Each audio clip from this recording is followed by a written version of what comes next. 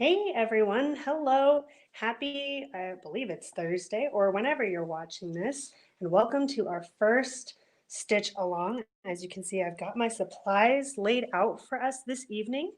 Just a basic rundown of what we're going to do tonight. I thought I would just go over the materials, go over the process of cross stitching if this is your first time ever trying it, and then go over some of the ideas I had for finishing off your piece. Um, so let's get started. We don't need to dilly-dally. Let's see. I don't know about you, but I know the kits for this stitch along went pretty fast. I think we gave out our last one today. So I'm glad you all were very excited. I had a lot of fun putting them together and a lot of fun stitching my own Bulbasaur, as you can see, the first in our Pokemon stitching series. So let's get started. First things first, I did try to warn everybody as I was giving the kits out that these kits did come with a needle. You do need a needle to cross stitch. It is a duller type of needle made for more embroidery and cross stitching purposes. So I just have one I brought from home. I have a bunch, as you can see, they're all on my needle minder, Squirtle magnet. So just some kind of dull needle. I've also used sewing needles sometimes too if I needed to, but I have a lot of cross-stitching needles now, so you should have that. The next thing is the fabric or some kind of medium to stitch on. In this case, what I put in the kits for us all was just some Aida fabric. It's pretty general cross-stitching material. And so it'll be 16 count. It's just a regular white cloth. So as you can see, when you take it out of your kit, or if you're just looking at it from home, it's very stiff, canvasy feeling. It's woven, and then it's got these little holes all throughout it, as I'm sure you can see. And so those holes are what we're going to use to make our crosses in our fabric. So sometimes, like if you wanted to go and purchase more cross-stitching fabric, you'll see different counts. So I have 16 count, which means that for every 16 holes or so, you can do like 16 stitches in an inch. So depending on how high or low the count is, that'll determine how many stitches you can fit into an inch.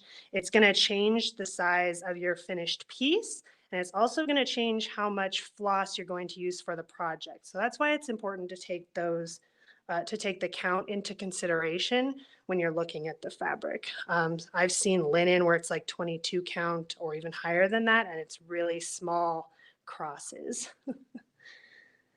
Okay, so that's going to be our stitching fabric. As you can see, I've got started on what we're going to be working on today. But let's talk a little bit about the embroidery floss as well. So if you have a kit, you'll know that your floss is broken down onto a palette, I guess you could call it, like this. This is just my work one, so it's not as nice as yours is. But I've broken it down into a palette just by the colors and the color numbers. When you normally get embroidery floss, and we're just going to use DMC, it's like the most common embroidery cross-stitching floss. It comes in these, wrapped in these skeins like these. So what I did was I went there and counted out how many inches I thought you might need for the project, and then I tested it with my own to make sure I gave everybody enough of each color. And so each DMC skein has a number that determines what color it is. And so then you translate those colors onto this. And so they're just broken down by the numbers. And everything should match the pattern except for the white. I couldn't find 5200 in the stores I checked, so I just went with the Blanc, which is white. So, and that worked out just fine. So that's what we're going to have to start with. So you should have enough of each color to get you through this project and then some, because as you can see, I've got a bunch left over and I've already finished mine. So hopefully you have more than enough, but you should reach out to the Barkman branch if you need extras of some color, because I also still have some left over too. If you make a boo-boo, you run out of a certain color for whatever reason, but I did try to make sure I gave you enough. Let's see. Oh, yes. And last but not least, we should talk about our beautiful pattern for this project. A very big thank you to Birdie Stitching. They do lots of Pokemon patterns and actually a ton of patterns, and they put them all on their website for free for everybody to use. So I was able to just print copies and give them to you in this kit. But a very big thank you to Birdie Stitching. And you can find this and more patterns if you need an extra copy for whatever reason, or you're interested in continuing on instead of waiting for the next Pokemon kit at birdiestitching.com. Birdie spelled with an IE at the end. Okay, so you can see it just comes together like a chart. Um, and it's broken down usually in 10 by 10 squares. Here might be a little more or less, it just kind of depends.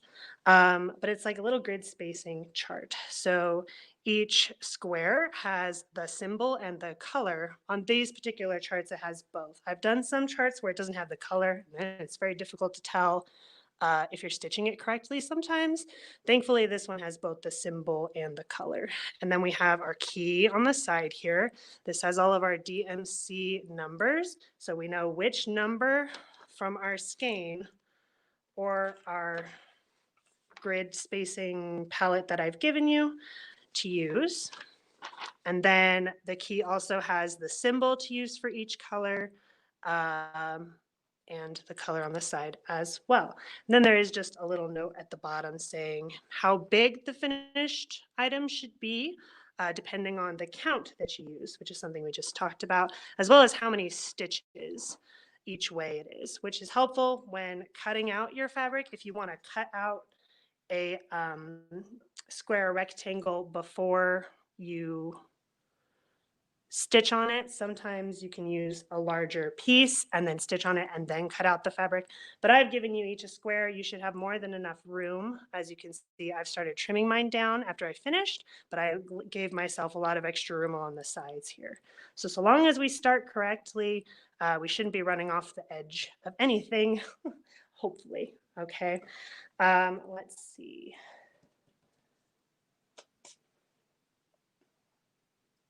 Okay, so we're basically going to read our pattern and pick up our floss one by one. So let's talk about getting started. So you can see I've already got my one finished piece here. This is what yours should look like when it's done. Then we'll talk about some finishing techniques here at the end of this stitch along. But let's talk about getting started.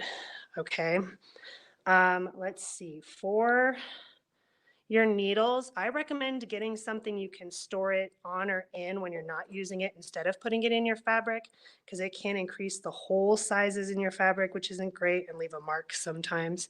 So that's handy, but otherwise you can just stick it in your fabric and that's fine.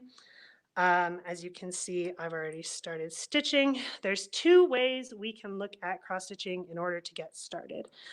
You can take some of whatever extra color you want. I might recommend using this one. You should have extra of that one, but really any of them. And just stitching a temporary spacing so you know you're not going to run off the edge. So because I'm 2 or 3 spaces in from the edge, and this piece is bigger than what you've been given because this is actually what I'm going to stitch my Ivysaur on, which will be for next month. But I just wanted to do the example on here. But this way I know I'm not going to go off the edges. And so once I have a thread picked out, I just went and stitched a couple spaces in, a couple holes in, just to make sure you're not going to run off the edge. Yeah. And then once I did that, I just kept going with the same color. So what I chose was the 934, which is like a dark gray, green, black color. It's used for the outlining of all of the edges and some of the darker spaces on our Bulbasaur. And I just kind of counted in from where I wanted to go. So when you look at your pattern here, and we're going to be looking at, like I said, that dark, it's almost black on the camera, I think. I started out from here. So this is the outer edge. So we want to make sure we go in from there and up. So I wanted to start up here and make sure I didn't cut off the top of his backpack, whatever we want to call it, his flower bulb. Why he's called Bulbasaur, maybe. So I just started there, counted up and over. And I knew where the top was, so I knew I needed to go about 6 or 7 over. So we've got, can you see what I'm doing? 1, 2, 3, 4, 5, 6. So I knew a 6 was up here, and it corresponded with my sheet. And then I gave myself one more space at the top for that 7. And that'll go next to where those, up and next to where those dark ones are. So that's how I counted it out. It really is not the easiest way to get started. So let me show you the other way. Instead of trying to count from the edges, you can take your square and then you can fold it. What is this, taco and burrito? Is that what they taught us in school? One way and then the other. And that puts it into quadrants. And then from those quadrants, you can find the center. So if you want to take a pencil, and you may have to fold it a couple times just so you can kind of keep track of where that center is. You can lay it down and kind of mark where you think the middle is. You may have to play around with it a little bit.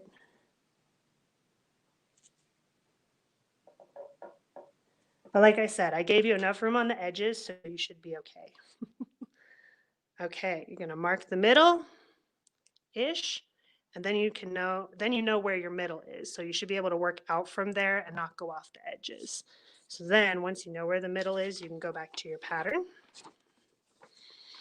And this one's handy because it's marked where the middle is. So we know that this, because of these arrows on the outside, where the middle is going to be. And it's right here where there's 2 4s, and below that is the 2 2s, and that should be the middle.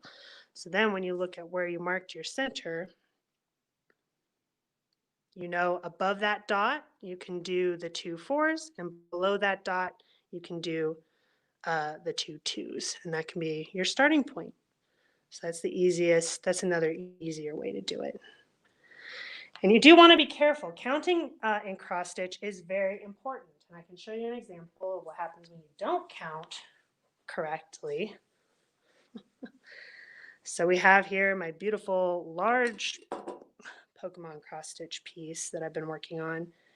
And maybe you'll be able to tell that there's a bit of something going on here where half of my Gengar is way further over than he needs to be. So counting when you're going over is important. And of course, when you're dealing with a big piece like this, if you miscount where you're going to start, and then you get to you've done all this work and then you get to the bottom and then you run off the edge, that's not going to be fun. So counting, we always want to double check our counting. And the good thing about cross stitch is if you make that first stitch and then you're counting it again once you've made the stitch and you realize you're going to run off the edge, you can just, or you didn't count over far enough, you can just unpick it. And it's no big deal. Okay, so where are we at here? Went over where to start. The color you start with doesn't really matter. I generally find it easier when I'm cross stitching to pick a color that I can start by stitching a lot of stitches with. Some of these colors on this pattern, like the white, there's a gray color, any of the pinks, they don't give you a lot to work with in terms of when you're done with that color, being able to tie it off. And we'll talk more about tying it off at the end when we get to the end of a color. So I like to start with one like this outlining color is good. There's a lot of stitches all the way around. I can go up and down and I should be able to tie off on the back, no problem. Any of the greens or blues, there's generally more to work with. Okay, so I've started with this one. I'm going to start us off with a new color. That way you can see how we get that started. So when you get your embroidery floss, it's this kind of floss comes in 6 strands. So you can break your strand up into a couple different ways. My preferred way, actually I'll show you both. You can either take and separate it so that there's 2 and 4. and how you get it off there depends on how short the strand is will determine how easy it is to separate. So here's where the remaining 4, then I've got my 2, and then you just take the end of the 2,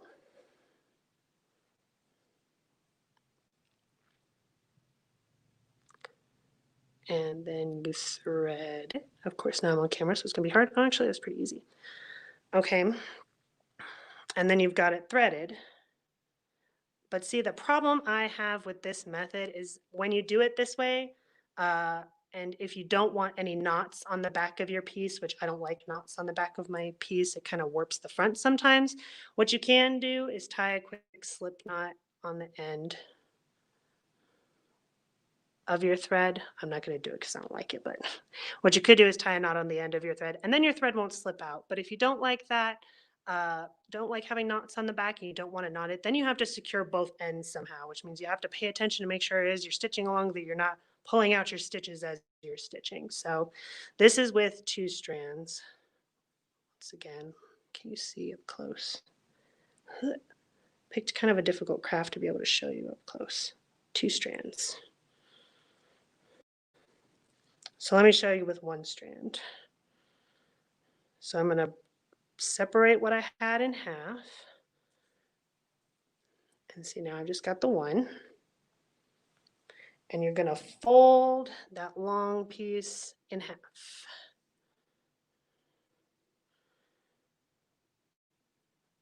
I never have the right end. Okay. And then you're going to line up the 2 ends. Okay, just like you would if it was 2 strands, but now instead of being loose on the other end, it's a loop. Okay. And kind of similar to with the 2 strands, you're just going to thread it again. Maybe. Okay, so now you've got the 2 loose ends on one side and a loop on the other. Can we get it in one thing? Okay, and the reason why I like this method better is because then you don't have 2 loose ends you're trying to finagle together. Okay, so I'm gonna get this color started, and this is the 906 DMC color. It has the 6 as a symbol, it's one of the greens. I picked that so that I can go next to the gray-green I've already started working on. Okay, this is gonna be a challenge. Okay, so I know that this is the 934 color. So if I look at my chart, I know that next to those darker gray colors, there's some 6s. So these 2 are the ones I'm going to start with. But I'm going to have to double check it every time now. Okay, so you come from the back and you're going to stick your needle up and you're going to pull it up. And we'll get to talking about going the same direction for each stitch every time. Then you're going to make half of an X and go down in the hole diagonal from where you came up. Okay, don't pull all the way through, but we need to pull some of the way through and not tangle ourselves. Okay, so now you can see that lighter green half cross stitch, hopefully. Okay, now let's take a look at the back. Okay, so we're going to keep pulling till we get to the little bit of our loop. We're going to take our needle, go through the loop, and pull tight. This way, that end is secured. You don't have to worry about it going anywhere. And this is another reason why I like to start with one that I can do a lot of stitches for, because if you don't, it's going to make the thread you're working with really short when you take some of these whites and grays and pinks and you divide that in half. You're not going to have a lot of room to work with. You're not going to get a lot of stitches in before you run out of thread. At least that was my experience when I was cutting it and creating mine. Wasn't a lot of room to work with sometimes. So it's good to start with these longer colors. So now that we've got half of our stitch made, let's go ahead and make the other half. So where we came up the first time, we're going to go next to it, maybe. Okay. We're going to go up and pull the thread. You can pull the thread all the way now because it's not going to go anywhere because you anchored it already. And then we're going to go diagonal from where we just came up and make the other half of our X. Okay, and then you have your first cross, maybe. Yeah, it looks a little dark, but you can see it. Okay, and so from there, I know I have another 6 I have to do right below where I just was. When I'm cross stitching, I don't think it's a requirement. Is anything a requirement, really? I don't think it's a requirement, but I always like to come up and make the first half the same way so that all of my stitches lay the same way. So rather than going from the bottom right to the upper left, I always go from bottom left to upper right first. Is that correct? I think that's correct. So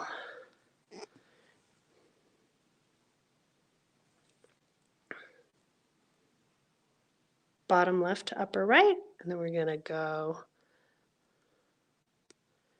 bottom right to upper left and make your second cross. So now you have 2. Okay, and then you just keep reading the pattern and you keep going. I know I've got more 6s I can do. So if I go down in diagonal. Okay, now rather than finish the cross I just started, I know I've got another 6 right below that one. So I'm just going to go up and start the one below it. So now I've got 2 half stitches. And it's just kind of the way I do it so that I can conserve going in one direction or the other rather than doing each X individually. I feel like it goes quicker. It probably doesn't. But if you know you're going to go the same way each time, sometimes it's helpful to just get all of the same direction out of the way and then go back and finish all your X's. As you can see with a darker color, I've just got them still as half stitches. So I just outlined it all and then I can go back up and finish. And that's why there's still this tail here. Okay, so we've got 4 finished ones now. Okay, let's say we were done with this color and we wanted to finish it off. So we need to go to the back. And I know some people have a lot of trouble keeping their backs, I think it's called keeping the back clean, which is one of the reasons I don't like having knots when I start, is because it creates bubbles on the back sometimes. It's not as nice. And I definitely finish off pieces more so than other people might tell you to. Other YouTube videos might tell you to.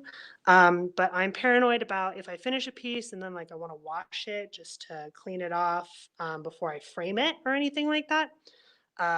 That the threads are going to come out when I try to wash it, which probably isn't the case, but it's not going to stop me from finishing off too much.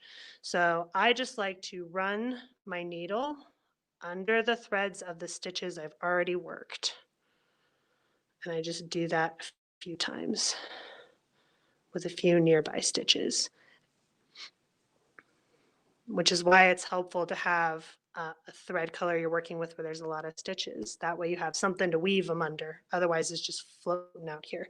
And sometimes it's been the case where you can just finish it off and leave a tail. And as you fill in the rest of your project, that tail will just get eaten up by the other threads you're working with. So it's not really a big deal so long as you feel comfortable with where it is.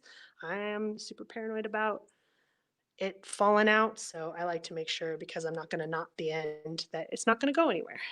And so if we were to do that, we'd be finished. We could pull our needle off. It should be secured. If you're not worried about it, go ahead and trim the thread so the tail's not there. And sometimes you might finish a color and have a long tail left. That's just how it goes sometimes. And so then you've got your finished stitches. Your back is secured. Your front is secured. What I like to do when I have extra thread is I'll either put it in the jar I have that my needles are hanging out on, which is called an Ort jar, an old ragged thread jar. As you can see, I've got a bigger one. Old ice cream container full because I work on such large projects sometimes. So yeah, you can choose to keep them or just throw them away. It's up to you. I think they're kind of fun, a fun, colorful thing to hang onto. So I like to have them. Okay, and then you just keep going. You keep picking your colors and going down. Let's practice some more though. I'm going to finish all the crosses I started with this darker color.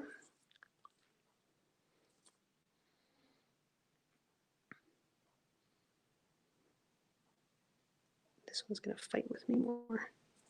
Oh, pretty good. Okay. So if you get to the point also in your pattern where you see that there's a big jump, like, let's see, can I find one on here? Sometimes the whites down here, like if you finish his feetsies and you want to do the mouth, it's kind of a bit of a jump.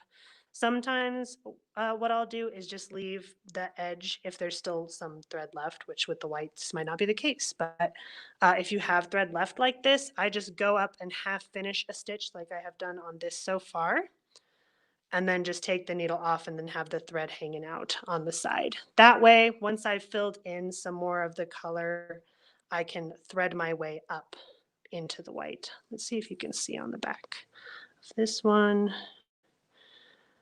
Not so much. I was pretty good at hiding it for the most part. You can see right here, there's a little bit of that pink stretching up and across because I started down here and then needed to go up here to do one of the eyes. So I just waited until I had threads I could weave it through to get up to there. That'll help keep your backs nice too. I guess maybe that's the trick, is to weave things in as you're moving around. Rather than just stretching up. Because if you stretch up and then try to stitch it, if you trust your counting, which I never do, I mess up all the time. I messed up when I was doing this and had to tear out some of the head because I messed it up. So I never trust my counting enough to just jump. But also what you could do is if you pull it too tightly, you could bend him and then he's not going to lay flat and then he's going to be kind of smushed and unhappy. So that's another reason to just kind of thread your way up as you work with other colors instead of just trying to finish all of one color at once, especially when they're spread out this thinly. Also a good argument for starting with all the colors that have more. That way you don't have to worry about your counting as much too. Okay, but let's get back. We're going to finish some of our stitches here. And normally with cross stitching, well, maybe not normally, but you can use a hoop if you feel like you need one. I didn't provide any here because these projects were so small, they can fit in your hands pretty easily. Sometimes you might get a hand cramp from holding it for a little while, but doesn't bother me with this size. So no hoops for this one, but you can, and that'll keep, what you could do is just put it on and then you have to find a really small one. That's the other thing. But that'll help keep your fabric taut so that you're not smushing it around. It's not really flimsy. You don't really have to worry about that with cross stitching so much because the fabric isn't flimsy. It's very stiff. So you don't really have to worry about it moving too much on you like you would with embroidery. Hoops are more common on embroidery anyway.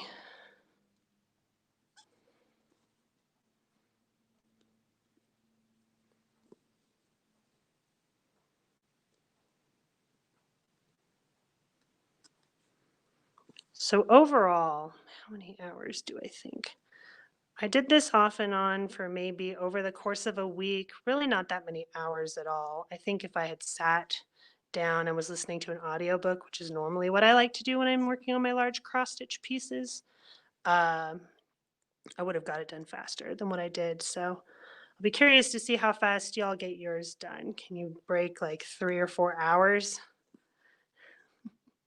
Should have counted how many stitches this is. There's some projects I'm working on where it's thousands and thousands of stitches. And I know there's people that'll count how many stitches they did in a day if they're looking at blocks, which is another helpful reason for having the grids labeled the way they do in our patterns.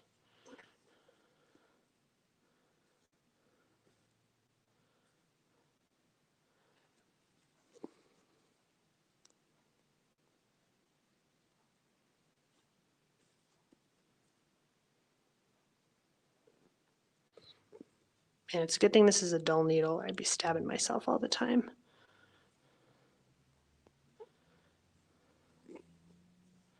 Which is why when you hand sew, you use a thimble.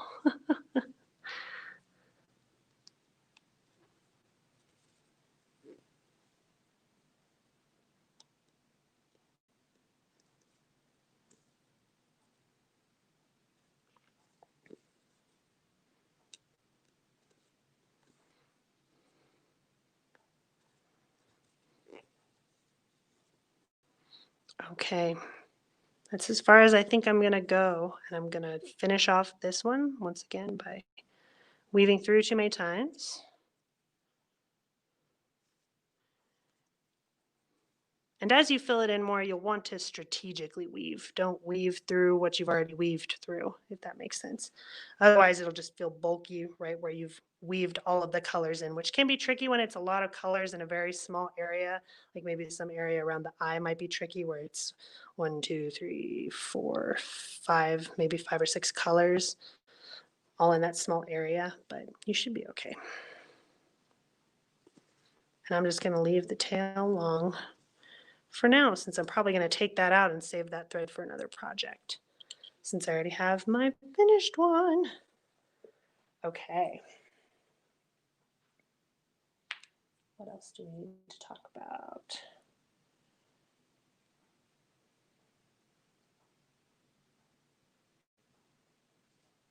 Okay, yeah, that's all the basics for getting you started. You should be good to go through and keep following the chart, keep picking your colors as you see in the key and following along. There's lots of different ways you can go. You can go all the way down and then work over. Whatever way is going to help you maintain your counting is going to be the best. So I got ahead of myself. I know when I worked on this one the first time and was like, oh, his head's too big. That's not good. And so I had to go back. But you should have enough thread to get all the way through your project. So I'm just going to go over some of the finishing ideas that you can do real quick, but no rush to finishing your piece at all. So this is what it looks like when it's done. As you can see, he's pretty small. According to the chart, it should only be between like 2 and 3 inches on each side, and that's about what this one is. So true to true to what's written on the pattern, so that's good. And we've already seen the back here, but it looks good. And see, no knots, no bulky weaving in for the most part. It's pretty good. So he'll lay nice and flat no matter what I decide to do with him, which is good. Okay. So as you can see, I've started trimming mine. If you wanted to keep all of the edges wider on yours, what you could do is just find a tiny picture frame to put him in. I have some bigger pieces I've made over the years that are bigger than this one. But I've framed them and they're just fun to have on your side tables or wherever you want to put them. So that's one option. And you don't really need a backing for it in the case that you're just going to stick it in a picture frame. Some other options in your kits, I did put in a piece of felt. It's kind of optional, up to you whether you wanted to use it or not, but that'd be nice for you to have just in case. So you can either choose to just put him on there and trim down these edges and keep the whole piece the way it is. Or if you want, what I started to do was I went and I gave myself one space away from the edge of my stitching. You don't want to cut into your stitching because then he'll just unravel and that won't be good. So we want to do one stitch away from the edges. And if you're thinking of doing one of these other finishing techniques where you're cutting really close to the edge, what you could do is take just a black thread and do a back stitch all the way around it if you wanted. That would help keep it more secure in the event that something does happen to the Aida cloth and it unravels for whatever reason. There's a little more barrier if it's back stitched around. But I'm not really that worried, so I'm not going to do that. But just another thought. And then so you're going to trim all the way around as much as you can, just one space away from the edge. And then you'll have more of your finished cross stitch sprite. I guess they're called sprites sometimes when they're smaller. like this one is, smaller little projects. So once you cut them out all the way, then you can go and maybe trace your piece of felt around the finished edge or try and cut them together. That seems a little ambitious to me. I'd be nervous about cutting into my stitching. So I would probably just stitch or just cut around all the way around this one and then go through and lay this on and then trim down your felt just to make sure you don't damage your project. And then once you've got them both trimmed and you want to secure them, the way we have to do that is to glue it. So you're going to want a specific kind of glue. I wouldn't recommend Elmer's glue just because these are both fabrics, but something like a fabric glue, a glue stick might work if it's like a stronger strength one, or maybe hot glue if you have hot glue at home. But you'll want to use hot glue sparingly just in case it causes any discoloration in your project. So just be careful when you're laying it on there. How you lay it on there, just to make sure you're not going to, again, damage your project one way or the other. Because hot glue can do some funky things sometimes. Let's see. And then once you've got your felt stuck down, or maybe before you glue your felt down, you could stick a pin through the felt, and then you could have your finished project be a pin, and you could pin it to whatever you wanted to, like your backpacks. I don't think I'd mind it being pinned to like a cardigan or a jacket. I think that would look cute too. I think what I'm going to do with mine though is probably glue the felt on and then glue a magnet on the back too. So we do have some magnets available here at the Barkman branch. What you'll want to do is bring your finished project. I'd be so excited to see them all.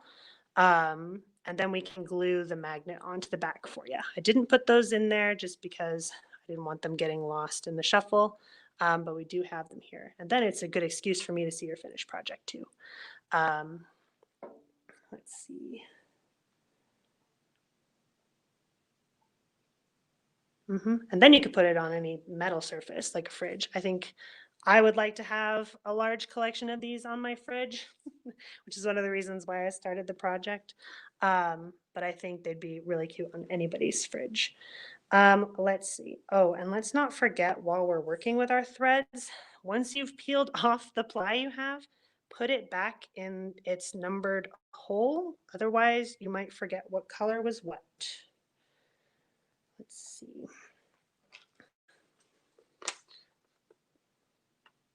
$9.06, yeah. So definitely try to make sure you put your thread back in there. It's one of the reasons it's handy to have this kind of palette so you can store your threads more easily.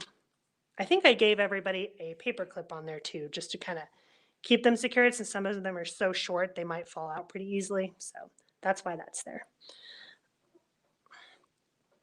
Okay, but then once you finished your project and you've glued your felt on, you can do a pin, you could do a magnet, however you want to finish it off. You can come by and get a magnet, like I said, from here.